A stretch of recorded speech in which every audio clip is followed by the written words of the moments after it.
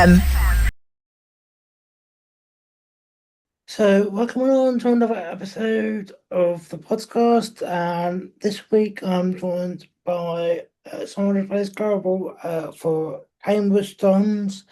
I would like to welcome to the podcast Warren Wilson. How are you?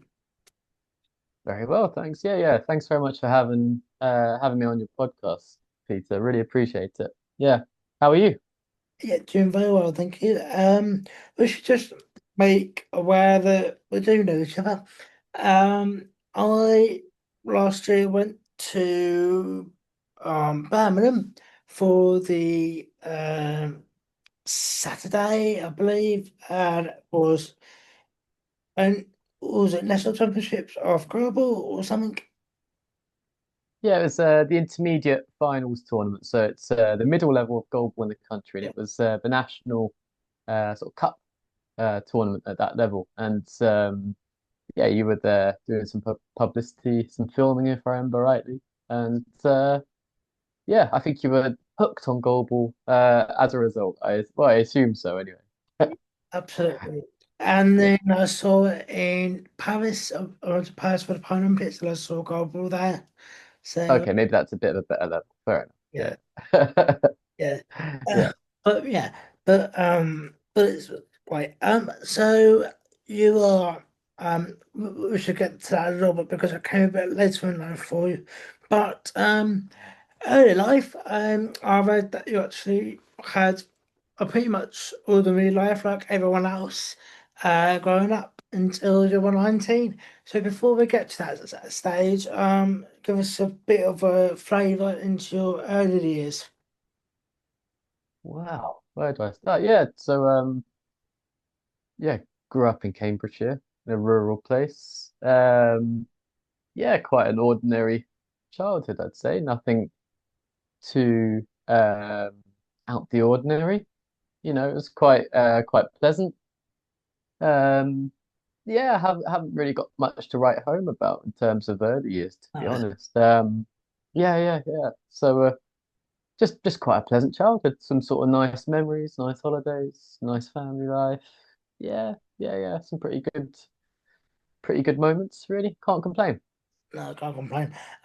We could complain until you can complain to a certain point. But you were diagnosed.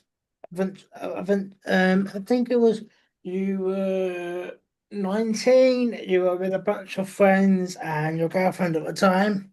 I don't know whether it's the same girlfriend that you're now married to, or was it a different one? Oh, different. Yeah. So, yeah, it was a girlfriend I was with when I was 19. Um, Yes. but yeah. This sounds like there might. So, it sounds like this is an article off the website Yes. I've done my HON.org. research. Yeah. So this was a piece that I wrote about 5 years after losing my sight. That was about that time period, really. And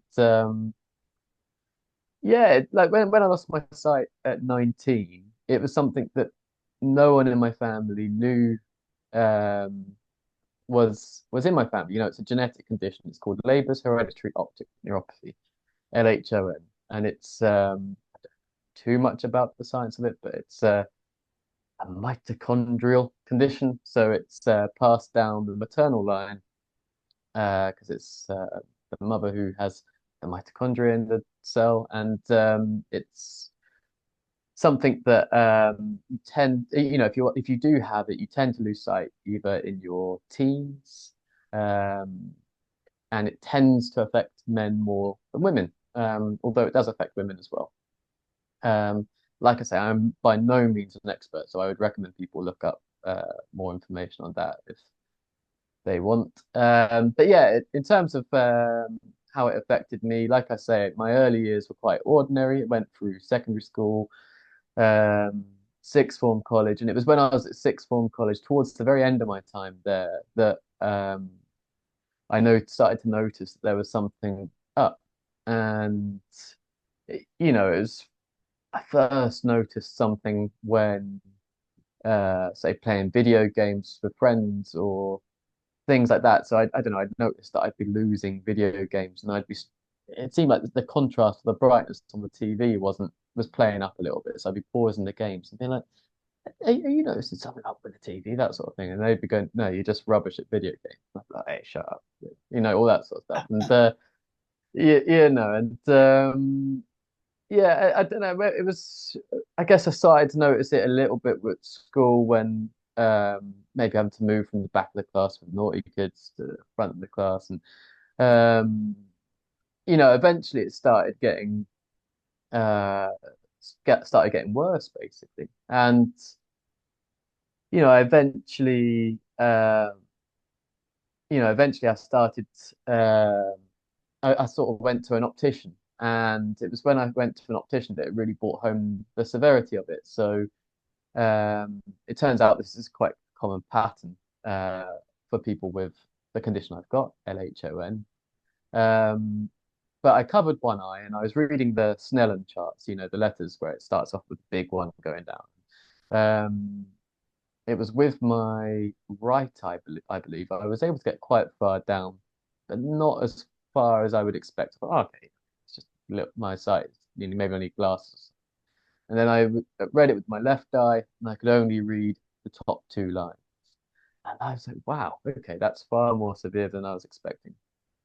Um, and from there, I went on to the doctors, went on to the hospital, all the time with um, the sort of sight loss deteriorating. Um, so yeah, it was an unusual time around that time, and I was 19, I was doing my A-level exam. Um, yeah, I sort of getting into my full flow now. I could be going on and on and on for forevermore, but yeah, I don't know if you want me to or Yeah. No, carry on. It's all about you. So, yeah. So yeah, the like I say, 19 doing my A-level exams, and uh, yeah, my sight was getting worse. So go through opticians, doctors, hospital, all this sort of stuff. And while I was doing my A-level exams, I remember revision sessions where um, maybe I'd have a revision session in the morning and then another one scheduled in the afternoon. In between, I'd have like a CT scan in the hospital. Fortunately, the hospital my local hospital was right opposite the sixth form college where I was studying. So I don't know, I was able to mix that up quite nicely in some ways. And I'd end up turning up, say, late to my afternoon revision session, and they'd be like, "Why are you late?" And I'd be like, "Oh yeah, I've just been across the road having a CT scan." And then they'd be like, "Okay, go on, sit down and we can catch you up. Don't worry." So it's a pretty good excuse if you could do it is if you're going to turn up late to your lessons, just say yeah. I've been across the road for a CT scan.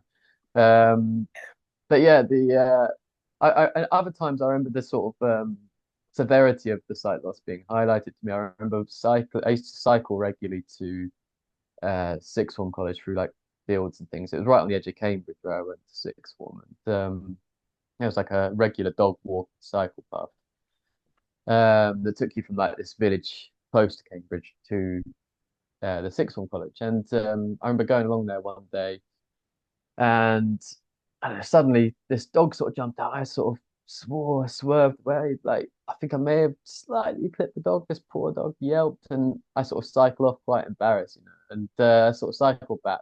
I apologized to the dog owner, and I said, "I think my sight's going." And yeah, there are a few moments like this every now and then where it just keeps becoming more and more apparent to me what's going on. And um, another time I remember driving.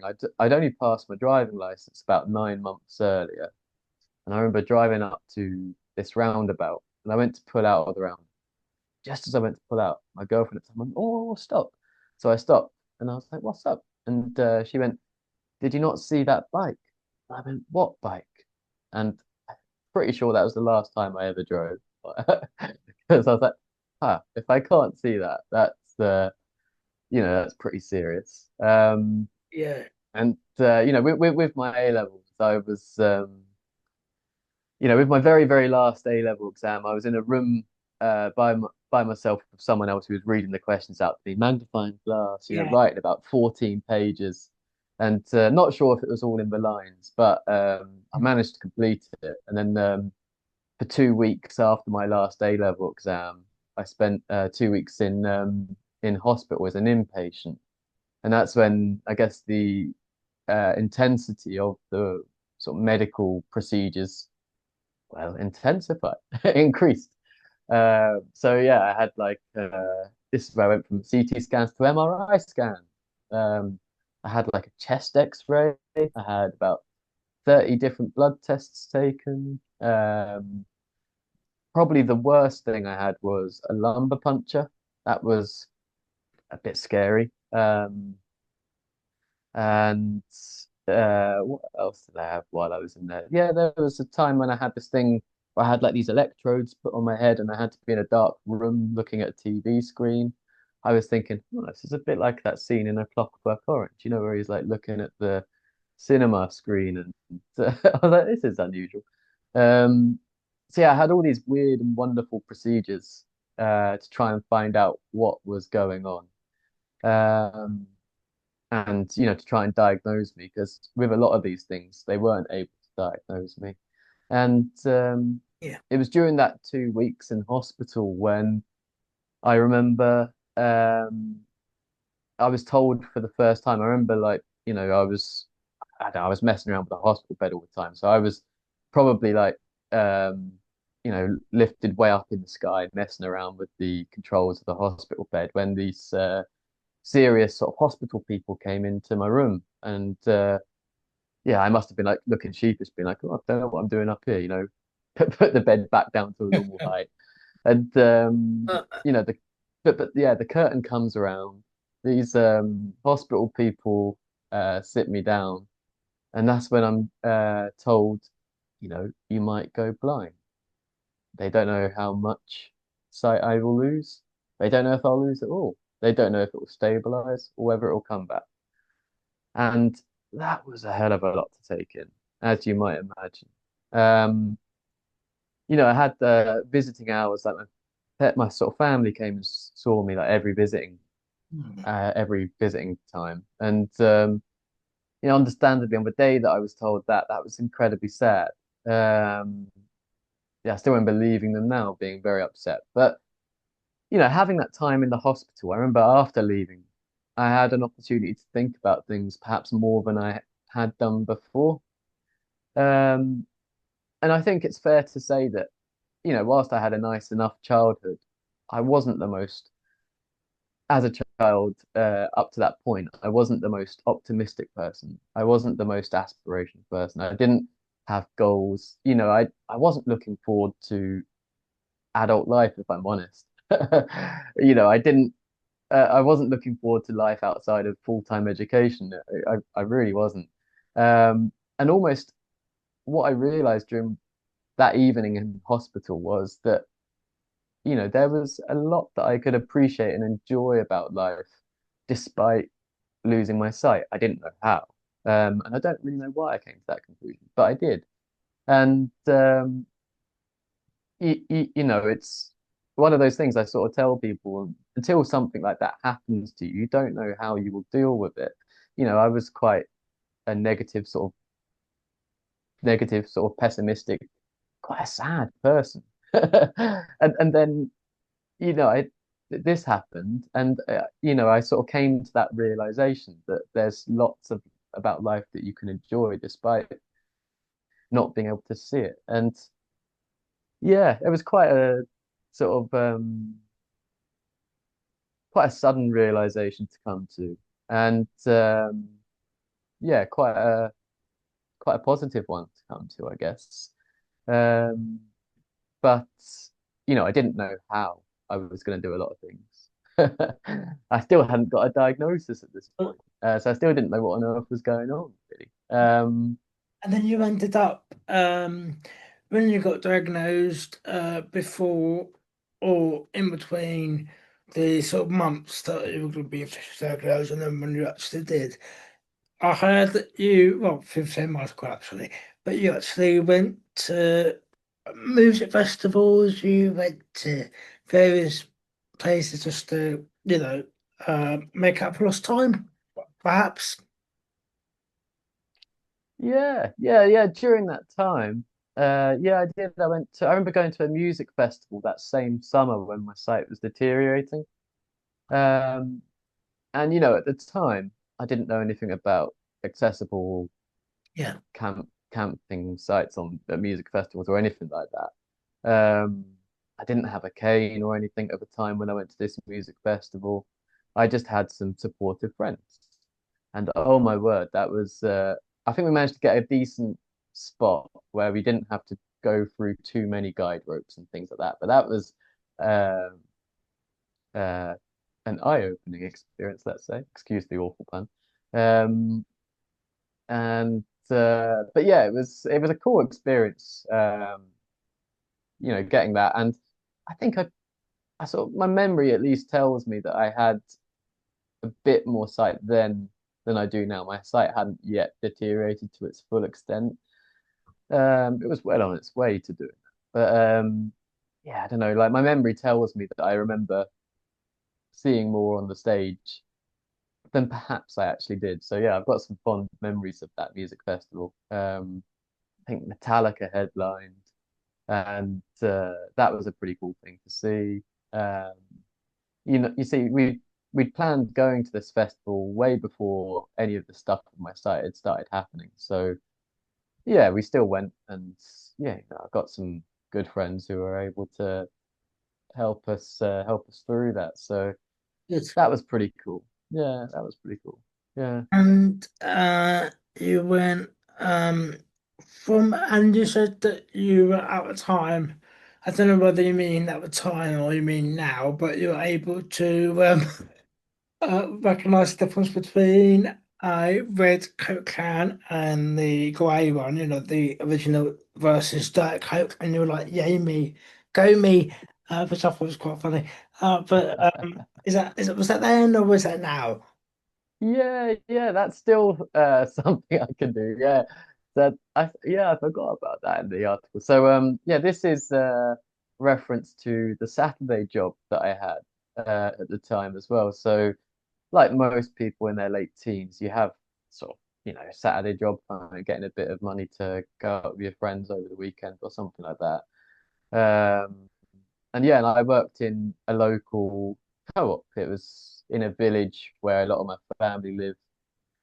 And yeah, I used to just work on the till on a Saturday, and yeah, it was what it was. Um, and when I lost my sight, the uh, manager that I had at that store at the time was absolutely incredible.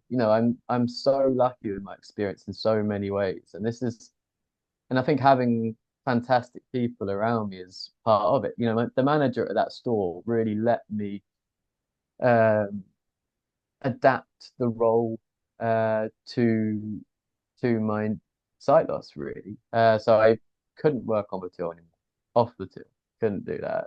It was all touch screen and all this sort of thing.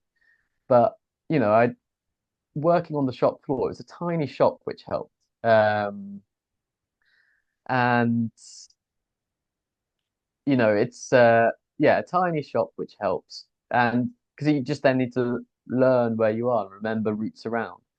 And it was almost like a bit of a place where I experimented the sort of new level of with the new level of vision that I've got. So like you mentioned the example I gave in that article about the Coke bottles, certainly at the time I don't know if they still are, but a sort of meal deal Coke bottle would feel the same whether it was regular Coke or Diet.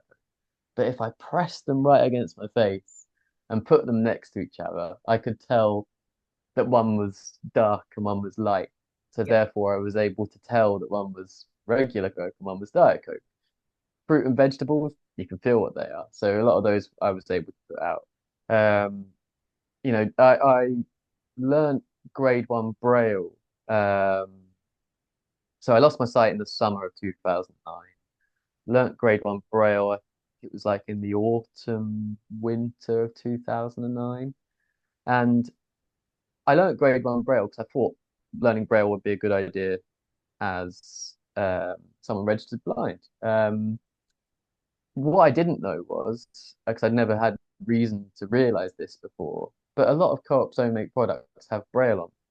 So in fact, by learning grade one Braille, I was able to, I increased the amount of things that I could do at work massively.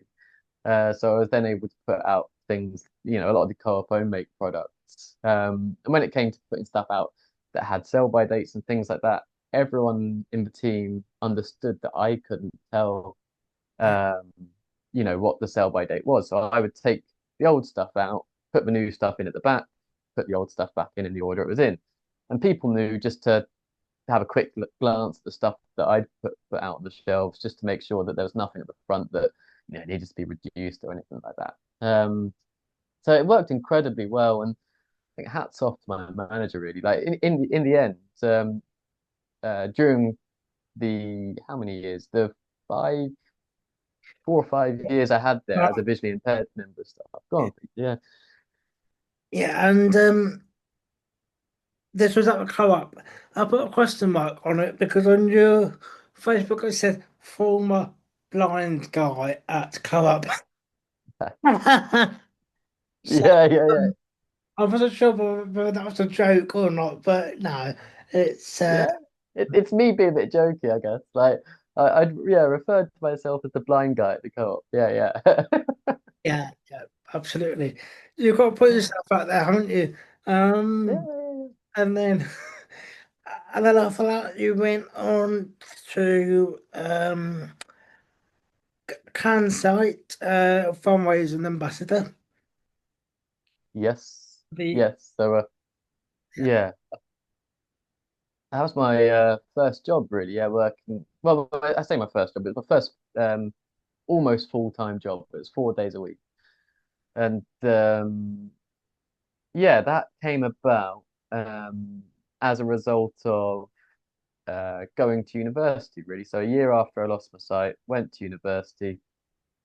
Never had any plans to go to university before losing my sight, but just thought after losing it, it would probably be a good place to put a lot of skills, uh, into practice that I would then need to take into work, really. So, in the year that I like to refer to as my gap year, where I learned to be blind, I sort of learned things like the cane and braille and touch typing and using a screen reader and all this sort of stuff. And yeah, university was the place where I sort of put a lot of those skills into practice. And that was a really challenging experience. As well as sort of learning how to, uh, as well as starting a university degree, it was sort of learning how to learn without being able to see to read anything or see to be able to see your fellow classmates or anything like that.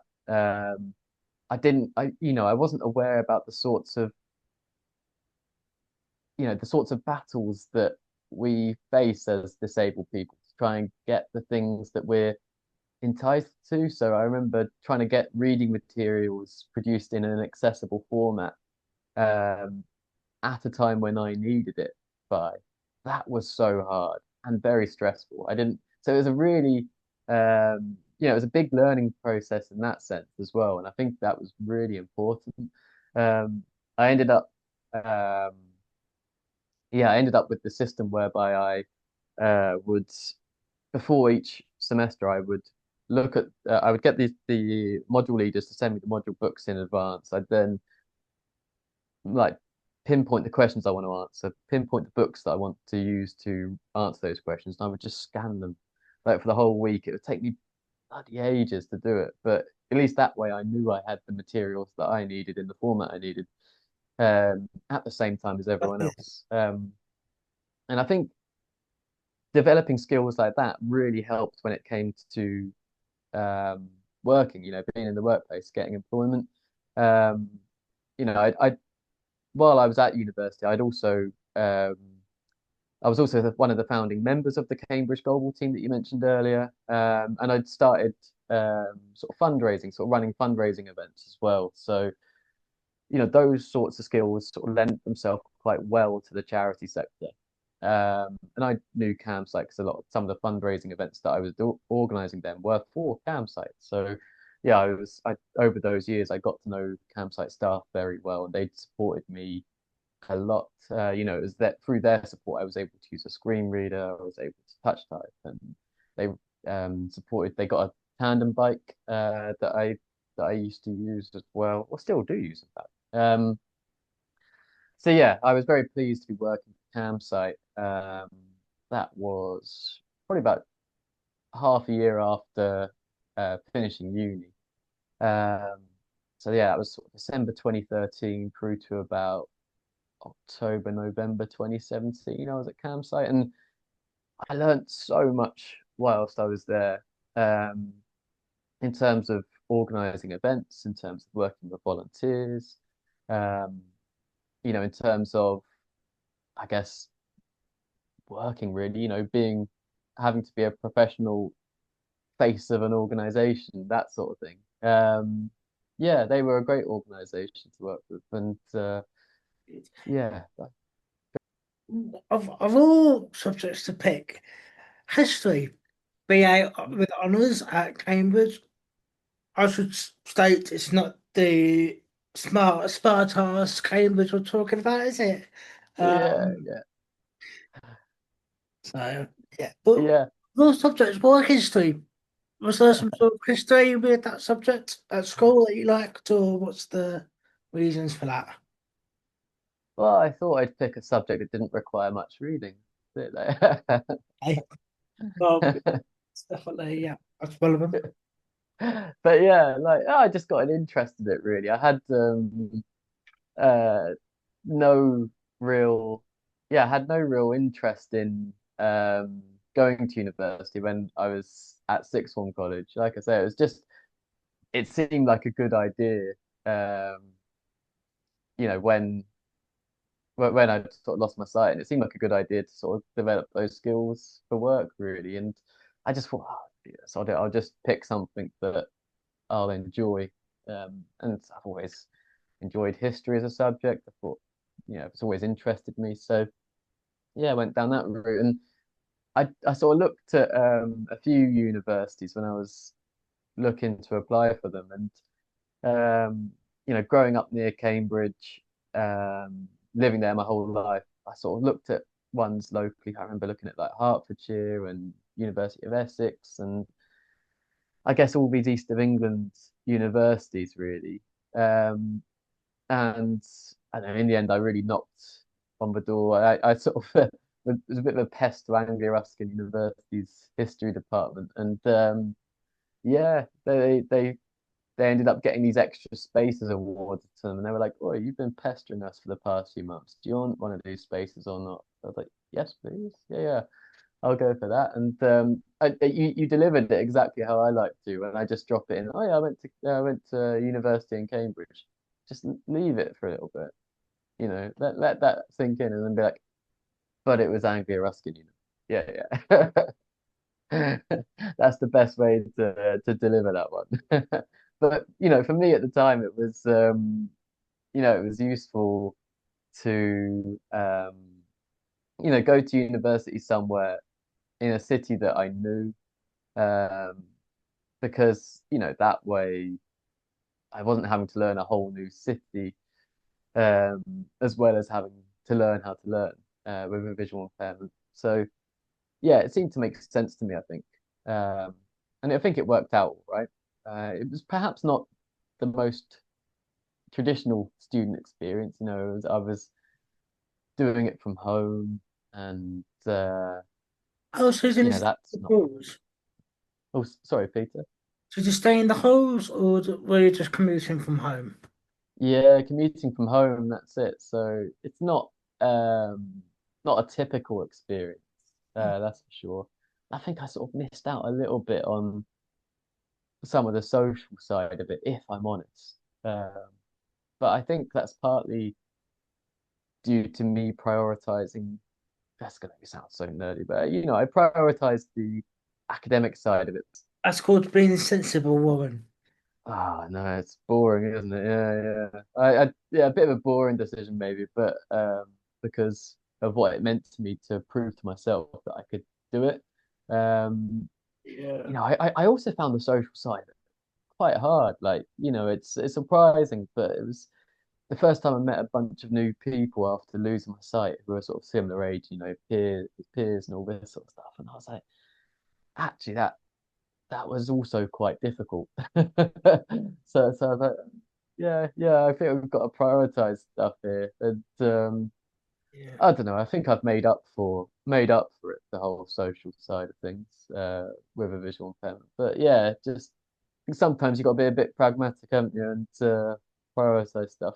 Um, Absolutely. boring. Did you still, did you still enjoy history when you finished it after 3 years? Yeah, still enjoy it.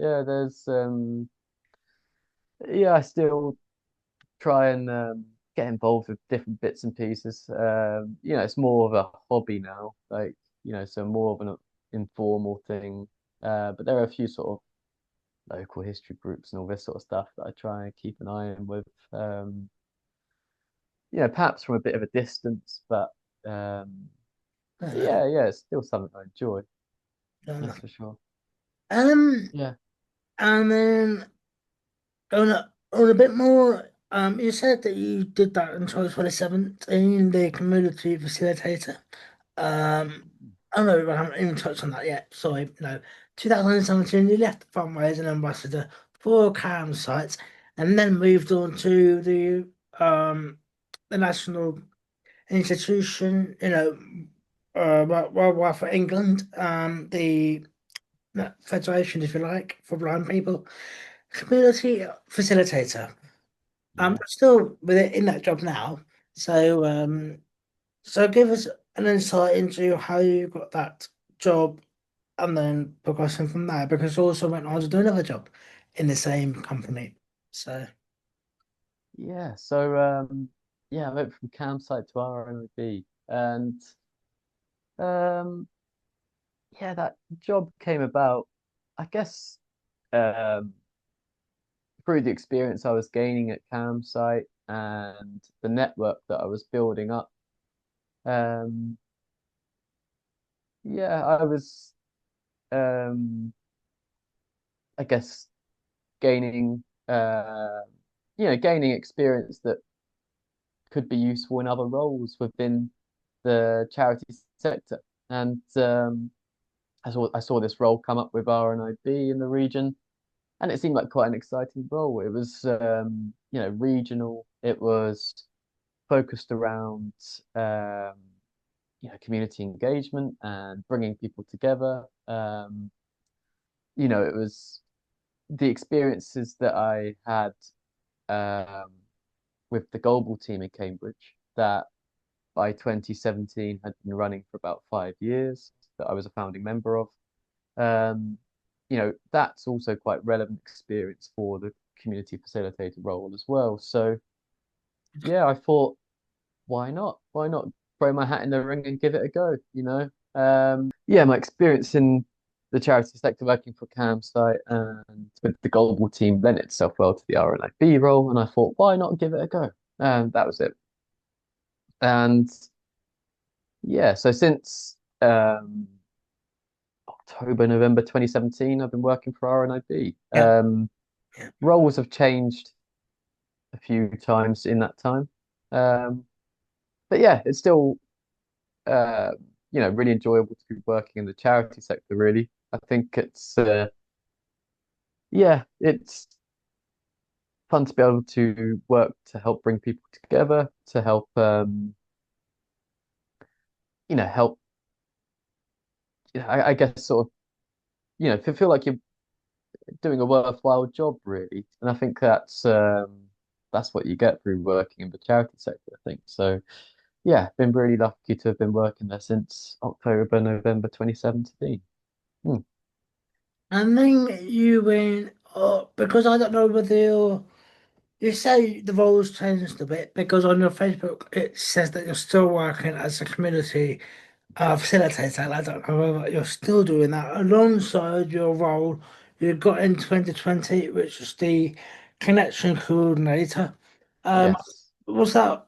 the role that you moved into, or are you doing both roles now?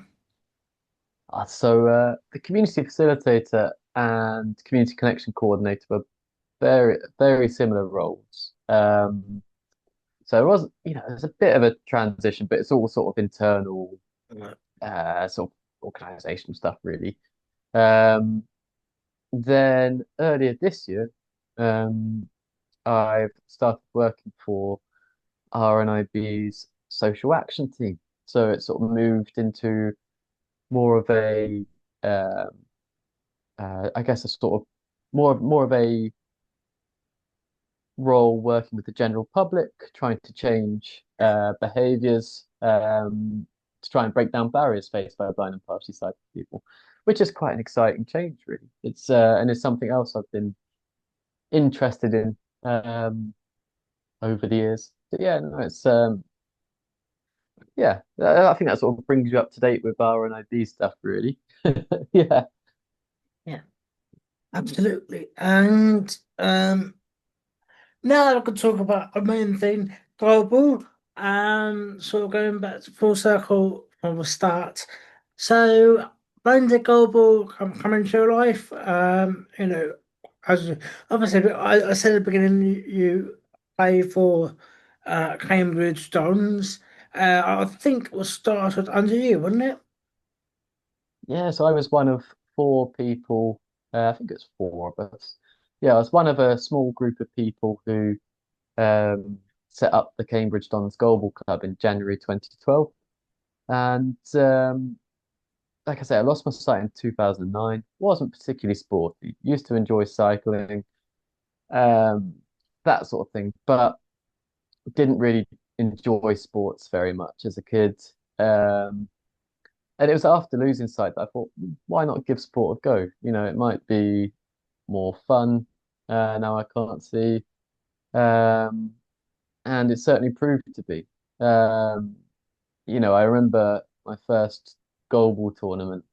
I was panicking so much, and all the sort of angst that I used to have as a kid in playing team sport was just there again. And oh my God, it was awful. But what I've gained as a result of playing sport since January 2012, is how to manage with that. It's and I've also learned about how to. I've learned a lot of regards how to sort of run a club like that. So I've been part of the committee since the club was formed, which means I've sort of got an understanding on what a club like that needs to be running and all that sort of stuff. So in the first calendar year in 2012, we had a really tough year to try and establish and sort of keep the club going. Um, Towards the end of 2012, we had a few players join us who really helped the club kick on. And then in April 2013, myself and one other player, we were off the back of a Paralympic Talent ID Day, we were invited to train with the GB squads, which was incredibly exciting. Um, and I stuck it out for a whole 9 months. But my teammate, she absolutely smashed it. And she was part of the GB women's squad for the next 10 years.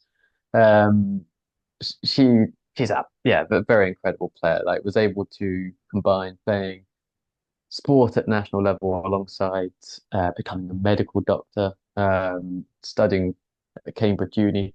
My God, it was yeah, she's pretty incredible how she managed to fit all that in. I think for me, I don't know, I don't think I was ever quite good enough in the 9 months I was training with them, but I learned a lot. And what I did with that learning was sort of put that back into the club, really. So, I used what I learned through playing goalball at that level for, at quite an intense sort of level as well, to sort of try and develop the club a bit more. And it really helped. It really helped the Cambridge club. So the Cambridge club, truck 2013, 14, into 15. the club grew to the point where the club ended up entering a team into each of the three levels of play within Goalball in the UK. And from about 2015 through to about 21, 22, the Cambridge team had a club playing at the top level of the sport, which was absolutely fantastic. We had our successes as well. We had our ups and downs, just like many other clubs do. It was, so much was learned through it. But I think for me, the thing that is best about the club is, seeing the way it forms a community. Um, you know, before I before I was one of the founding members of the Cambridge Goalball Club, I'd sort of met a few other local visually impaired people who are absolutely lovely. But me as someone in my early 20s, a lot of the people I'd be hanging around with would be sort of my parents' age, grandparents' age. They'd be a different generation to me in my early 20s. Um, but what the Goalball team really seemed to do was it seems to find these sort of young adults with a visual impairment around the local area, and people would come from far and wide to take part in the sport, and it formed a community as much as a sports club, and I think that's the thing I'm most proud of with the Goalball team, the way it's brought a community of like-minded people together who support each other on and off the court. For one, I've learned so much through about living with a visual impairment through playing goalball. I learned about studying. I was able to learn through peer support in terms of studying at university, in terms of traveling the world or traveling domestically, and um, moving out into your own home. Um, all of those sorts of things you do in your 20s, how to go out for a night out as a blind person. I learned about all that sort of stuff just through, really sort of socializing with other people of a similar age, really, through the Goalball. And that was incredibly valuable.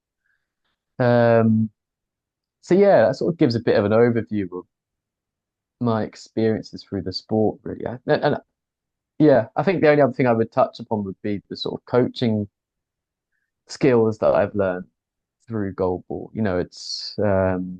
I think my ability to be able to bring the best out of people by identifying skills, I am blind, so I can't provide that technical feedback that a lot of players might be looking at as well as other people. But what I can do is provide that person-centered approach to coaching to be able to provide the best, I guess, mental space for players to be able to play and get the best out of the game.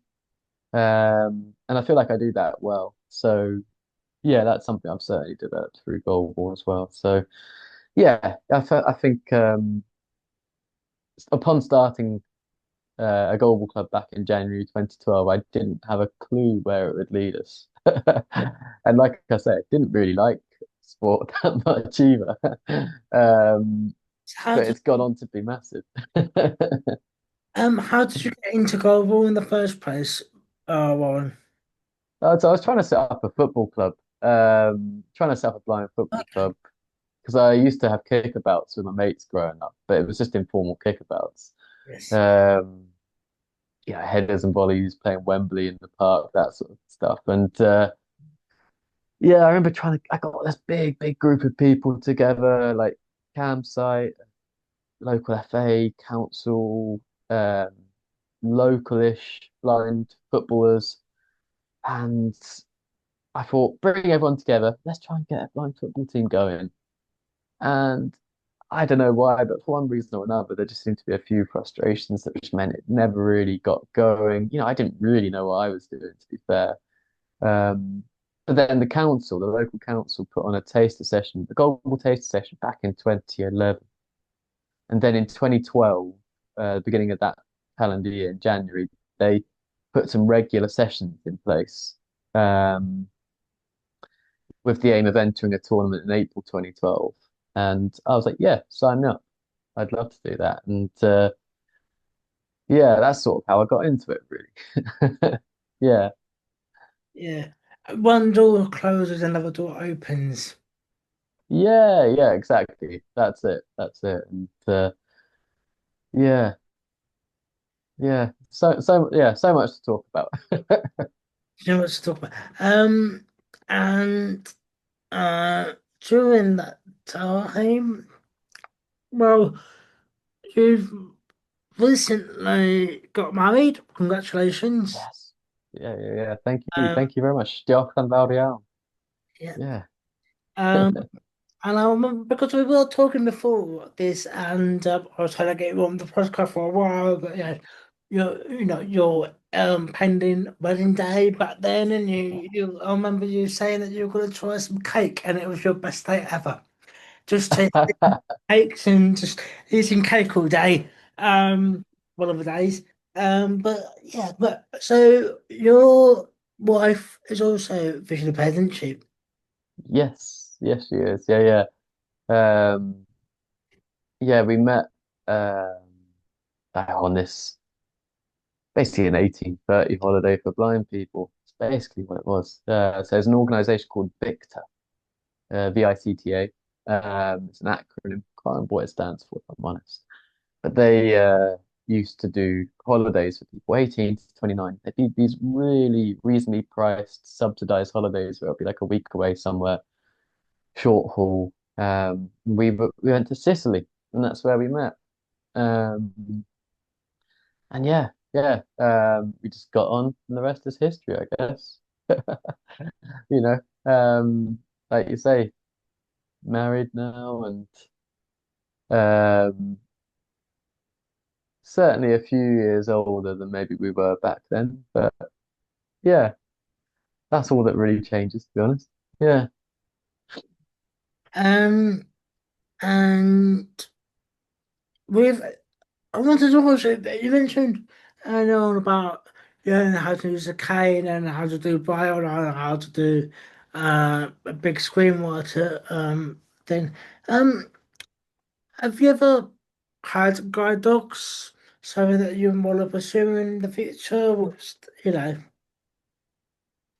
My wife has a guide dog. I don't. So when I first lost my sight, I thought that um, I thought that I should have a guide dog. You know, I'm blind, therefore guide dog. I grew up with society's stereotypes of blindness as much as the next person.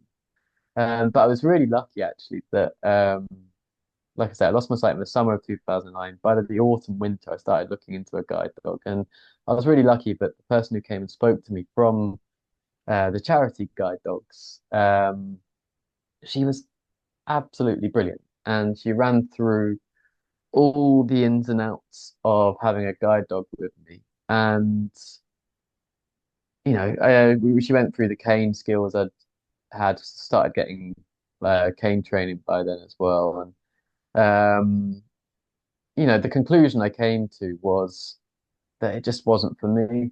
Having a guide dog, you know, I quite like going to live music or loud spaces, and you know, yeah, it's just another thing to think about, and it's a living thing to have to look after. With a cane, I can just chuck my cane in the corner when I get home.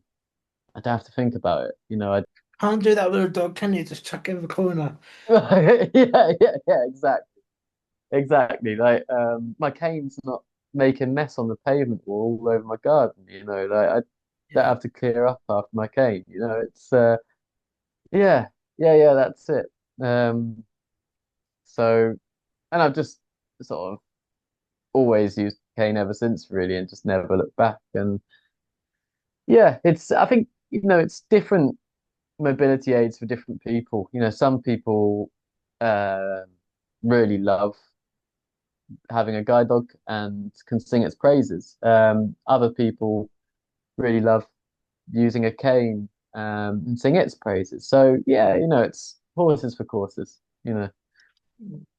Um, um, you're saying about film before you went visually impaired, you were into your film, TV, and media. Mm, mm. So, Yes. is that something you've carried on since? or was that just sort of just disappeared into the abyss now or something?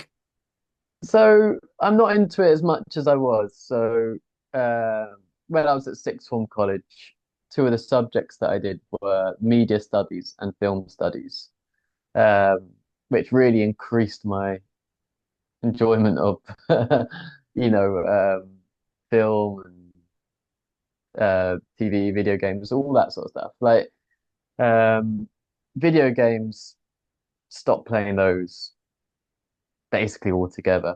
Um, yeah, I'm aware that they're becoming a bit more accessible now, but um, for many, many years, I think you had to try really hard and persist really hard to continue playing video games. If you can't see anything of any discerning quality on the screen. Um, and I think, yeah, just my enjoyment of films has altered a bit. So it is, I think, even with audio description and things like that, I think it is different if you've gone from seeing films to not to then relying on audio description. That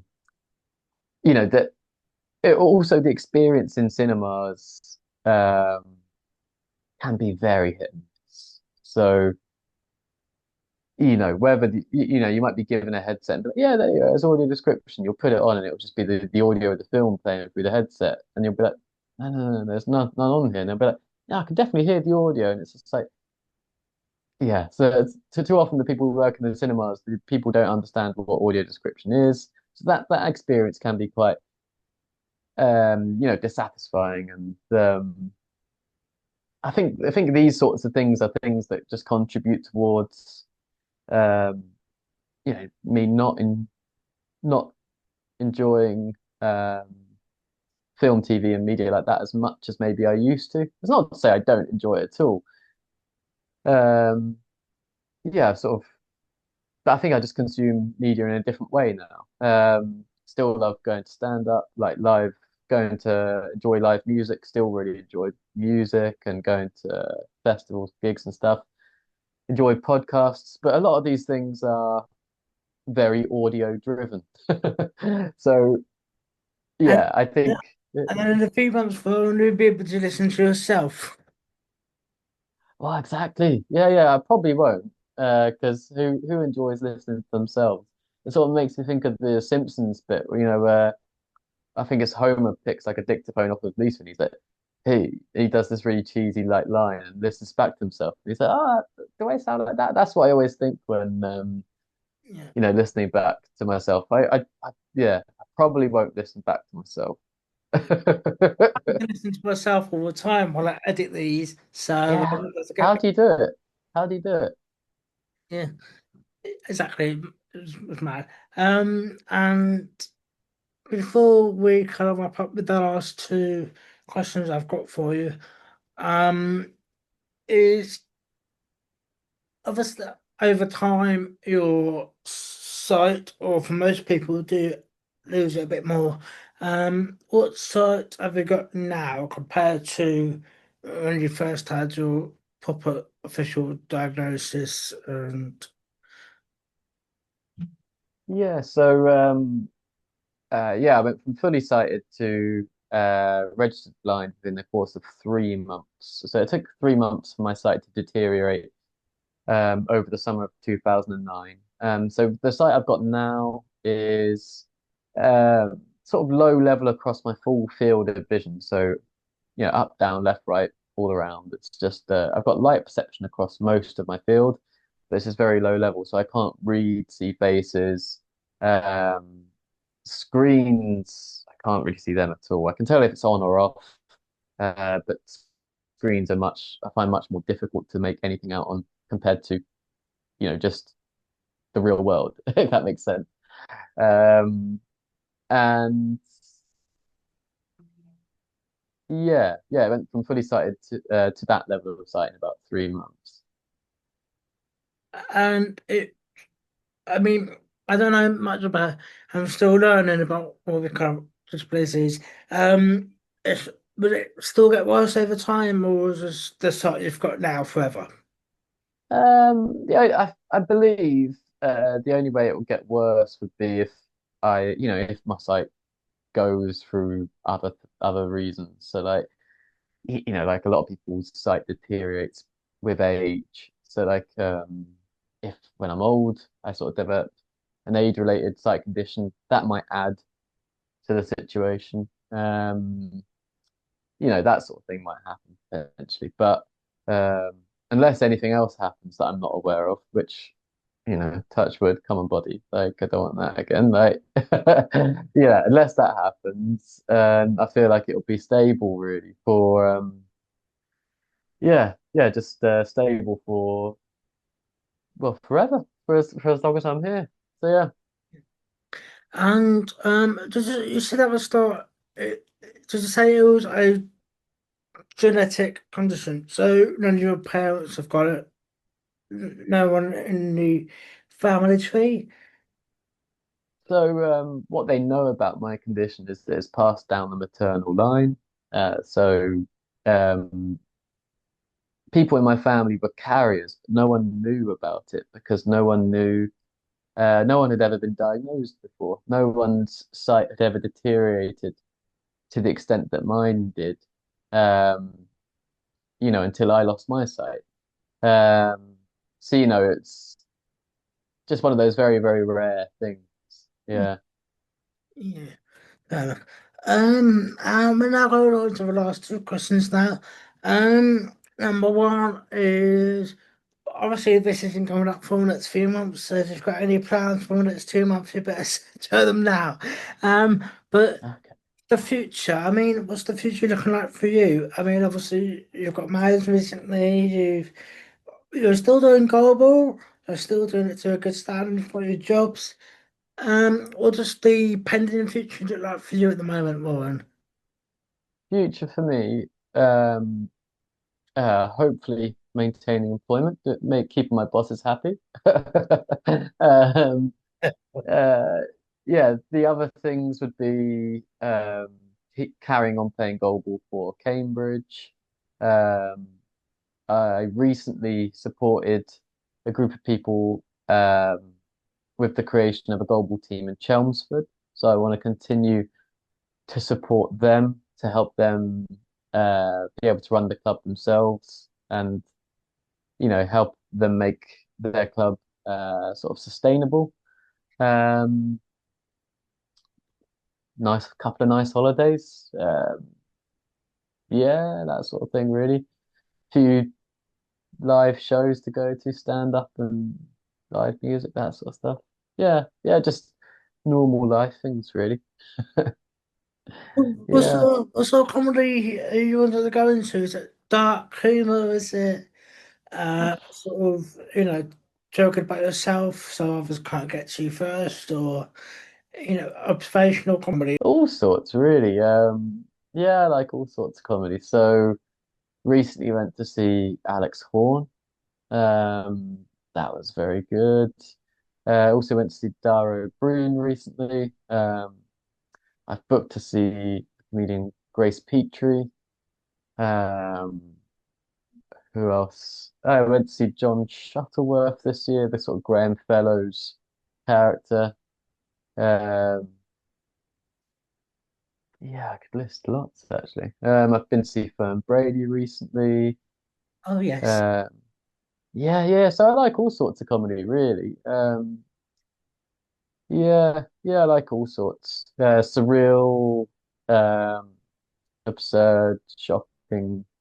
Um, yeah, that kind of thing, really. Yeah. Um, I'm pleased it didn't say Jimmy Carr there in that list. So he's inviting hecklers to interrupt his show at the moment. So, oh, or is he? What's happened there?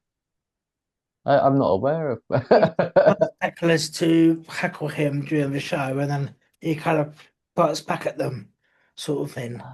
So, Ah, yeah, yeah. unfortunate. But yeah, I mean, Alex Horn, was this his um the whole section part, or was it just him himself? So yeah, it was the horn section. So his whole band was there as well. I should have said. Yes. But but yeah, it was that was a lot of fun. That was a fun evening. Yeah. Yeah, because Um, I came off Taskmaster and he's the assistant to Greg Davies. So yeah. Little Alexander. Yeah. Yeah, Oh, in that very high pitched voice. Yeah. yeah. I wasn't too keen on Fern Brady, but she was on Taskmaster a couple of seasons ago, I think now, and she grew on me throughout the season. So that was good. Big fan of Fern Brady here. Yeah, yeah, yeah. Big fan. Um, I to complete the Taskmaster lineup. Also saw Greg Davis not too long ago as well. So yeah, Yeah. yeah. Yeah, good. And now the final question, which is one I ask everyone. At the end, what tips or advice would you give to anyone that has the same or similar condition to yourself? I always find this tricky. Or do you? Yeah, yeah. This is a tricky one. The General. sort of I think the main tips I would say would be to give yourself time. Um, you know, and do things in your own way as well. Um, give yourself time and do things in your own way. I say give yourself time because it is possible to adapt. Um, it really is possible to adapt to sight loss and losing your vision, but you need to give yourself time to be able to do so. Um, and doing it in your own way, a lot of people will have um, their opinions on what you should do and how you should do it. But it's most important of all that you just do what you want to do. It's maybe an easier thing.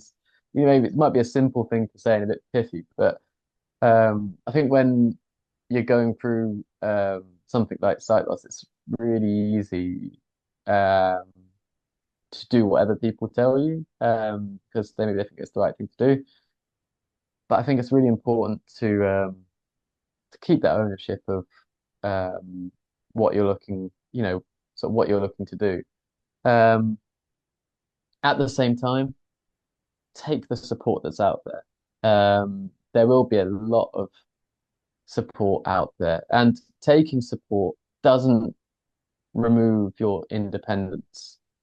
Um, Everyone, regardless of their ability, requires support from everyone else. No one is totally independent. That's one of the biggest things I've learned. No one is totally independent. No one could live well at all like that. We're all totally interdependent.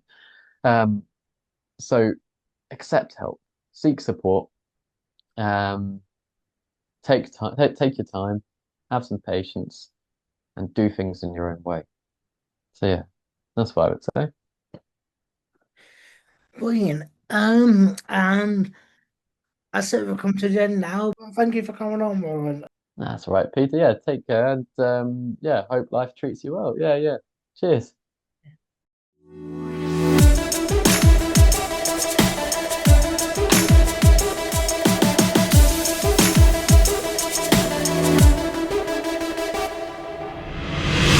Voice.